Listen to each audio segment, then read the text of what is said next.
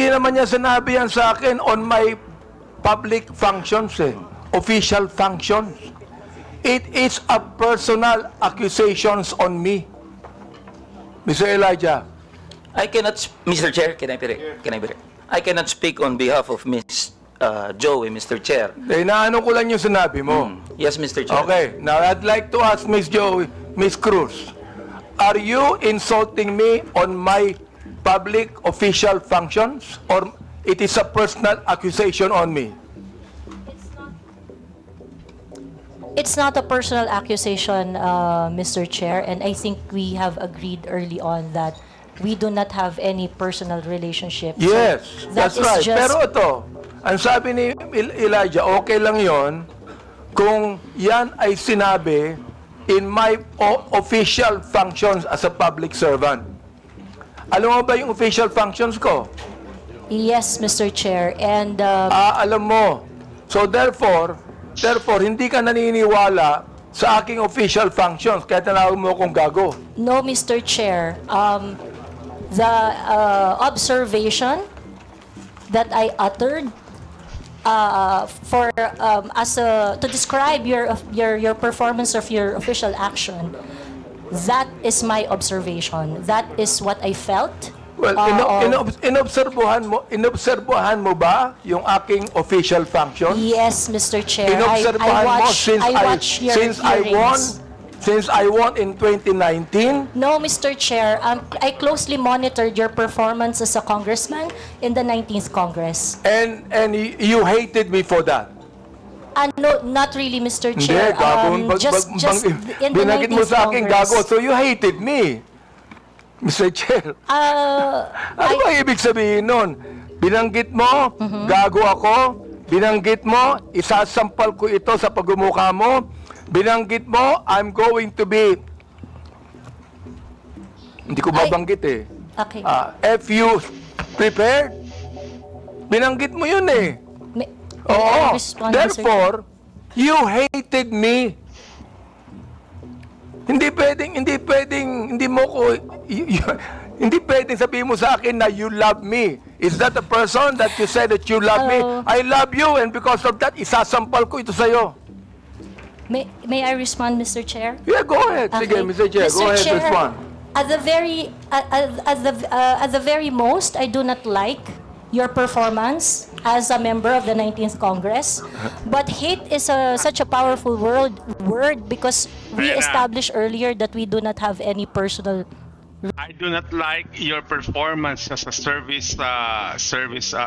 public servant, sabi ni Joey Cruz. So for Joey Cruz, hindi personal attack yun, but more of like dismay to the public performance of Congressman Abante, guys. So yun ang ibig niya sabihin, but yes, tuloy natin, guys, kung ano pa yung mga commentary or reaction ni Congressman Benny sa mga statements na mabibigat na statements na binitawan ni Joey Cruz. Tuloy natin yung video, guys. Relationship or any personal Mr. Chair, affiliation. binanggit mo yung human rights. Yes, Binanggit mo Mr. yan Chair. kanina, di ba? Correct, Mr. Therefore, Chair. Mr. Chair, you violated my human rights. Why? Because when you said those profanities, those insults, yung... Ayan na, guys. Therefore, Mr. Chair, you violated my human rights. So, parang personal na yun.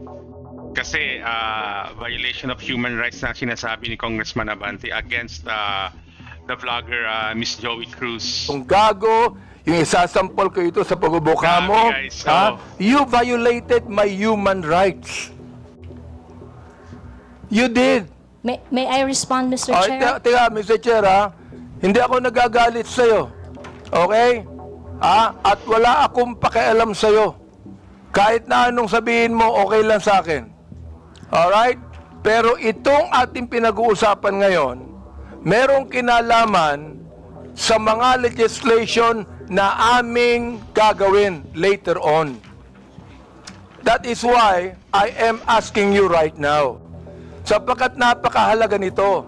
Kapag binabanggit mo, if you're saying that using profanities insults and malicious accusations online represent fair and respectful discourse and a healthy discourse. Therefore, you're telling us that the freedom of expression is absolute.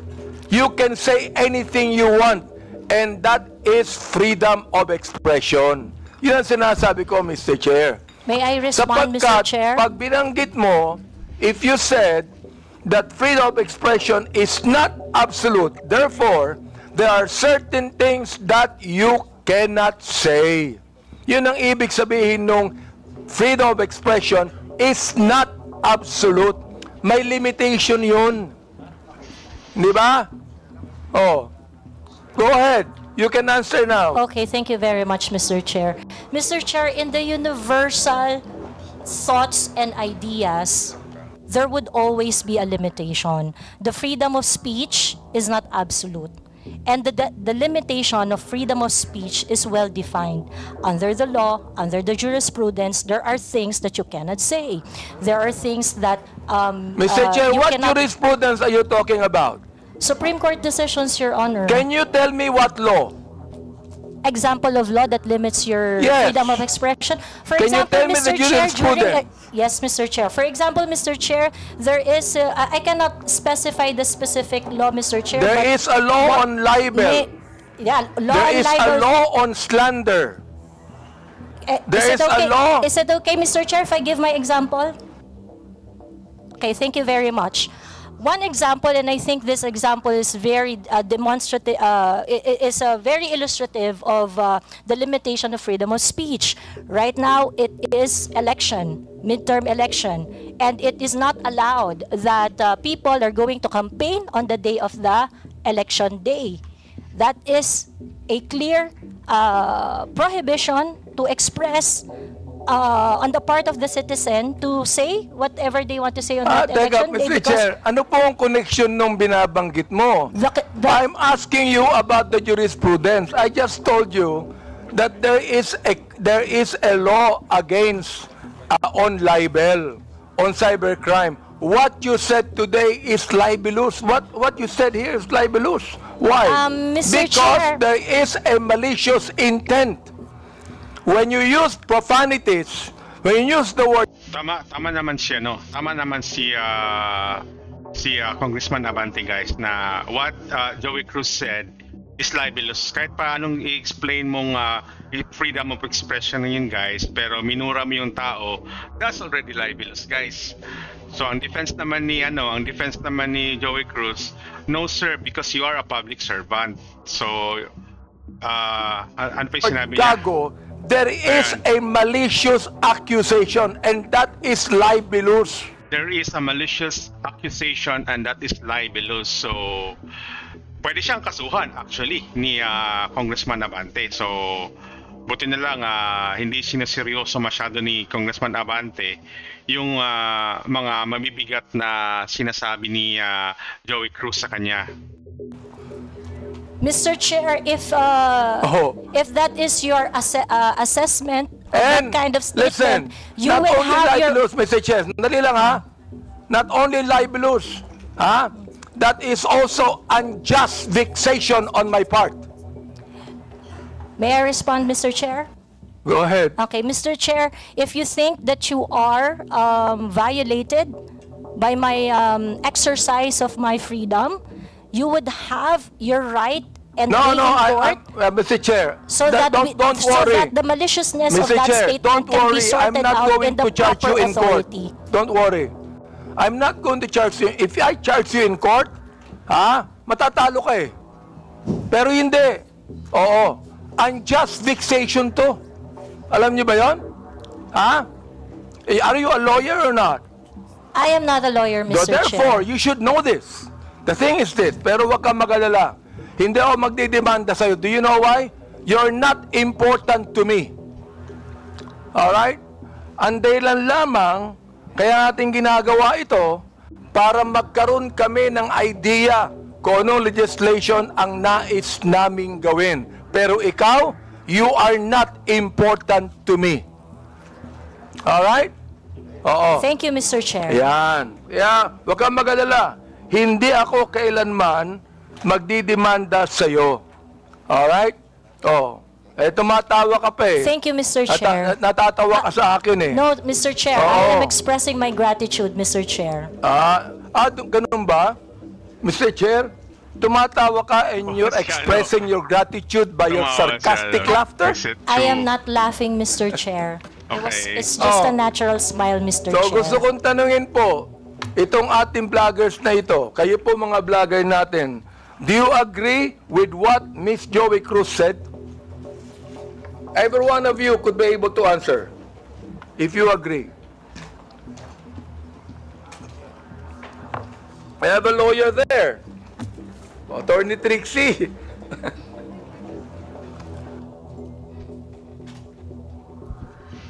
Attorney Trixie, you have the floor. Thank you, Mr. Chair. I disagree with Ms. Joey. I Patay. believe that Boom! Ayun na! I disagree with Miss Joey. Ayun na! Boom! Patay! Attorney Trixie nagsalita. So, vlogger to vlogger na ngayon yung labanan. So, Attorney Trixie said, I do not agree with Miss Joey's statement. So, ayan na, patay tayo dyan. So, vlogger versus vlogger nito. Balikan natin konti, there guys. is Okay, Attorney sige. Trixie, you have the floor. Tinanong siya. Thank you, Mr. Chair. Pakinggan natin, guys, yung sabi ni I disagree with Ms. Joey. I believe that there is, instead of a limitation on the freedom of speech, I believe that speech is either protected or not protected. Thank you very much. Those that are covered by the law, such as the law on inciting to terrorism, inciting to Alinaw rebellion, nun. and so on, are unprotected speech. And those that are not covered by any limitations by the law are protected speech. The Supreme Court has said that expressions of frustration are protected speech. And therefore, although we differ, Ms. Joey and I, on the approach to the problem, we agree on the solution. Okay, let me ask the other bloggers that we have.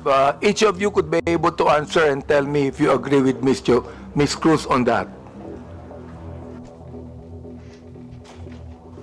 Your Honor, Mr. Chair, I am Dr. Mata. Dr. Mata. I'm a bit forgiving on those things sometimes, Mr. Chair, because sometimes people are so expressive that we tend to say things. And I could cite, Mr. Chair, your example on the last hearing. You mentioned something as well. I won't mention it now, but you said it's something, but I know it was withdrawn as well. So there's no, I'm not affected by what you said, because sometimes you're just, in your emotions, you tend to say things, which you said, TANGA, but it's okay, Your Honor. Mr. Chair, let me answer that, no? When I say TANGA, binalik ko lang sa kanya eh. Siya ang unang nagsabi.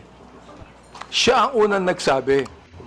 Para bang pinukul ka ng balisong, nasa lubong yung balisong, binalik mo sa kanya. Kaya ako binanggit. Hindi ako ang unang nagsabi. Ang unang nagsabi, yung vlogger mismo.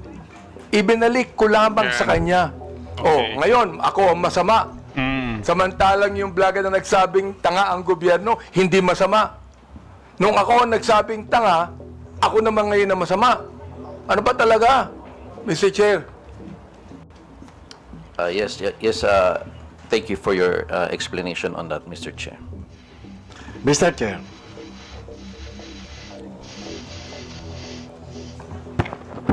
Yes, was that, Mr. Chair. Mr. Morales, please proceed. Yes, sir. Doon sa kay Miss Joey Cruz, ano? Ayun na. Ang ano ko lang bilang Babanatan isang na. dating tauhan ng gobyerno. Wag lang sana tayong magpakita ng anumang kagaspangan para hindi tayo napapansin ng publiko. Yun lang po. Masyadong magaspang. Okay. Huwag lang magpakita ng kagaspangan para hindi makita ng publiko. Yes, Your Honor, Mr. Chairman. Yun lang po. Kasi kung magpapakita tayo ng kagaspangan at makikita ng publiko yung hindi na ayon na kilos ng isang public official, talaga makikita po tayo. At yun mapapansin ng publiko. Huwag naman sana tayong masasaktan. Sinong tinutukoy mo, Mr. Chair? Your Honor, yung pong mga gumagawa ng kagaspangan, yun po yun. Sino nga yung tinutukoy mo? Aba, hindi ko po alam. Siguro po, maaaring kayo po, Your Honor, mawalang galang na po, nasa inyo po yun kung sino po yung mapapatungkulan. Mr. Chair, ano ba yung kagaspangan na narinig mo? Sino nagsabi ng kagaspangan? Your Honor, ito po bilang isang dating tauhan ng gobyerno. Nagiging maingat dapat ang isang tauhan ng gobyerno habang siya ay nanunungkulan. Katulad ng pagnanakaw, pag-aabuso sa tungkulin, pagmamalabis. Yan po yung isa sa mga dapat na tinitingnan natin.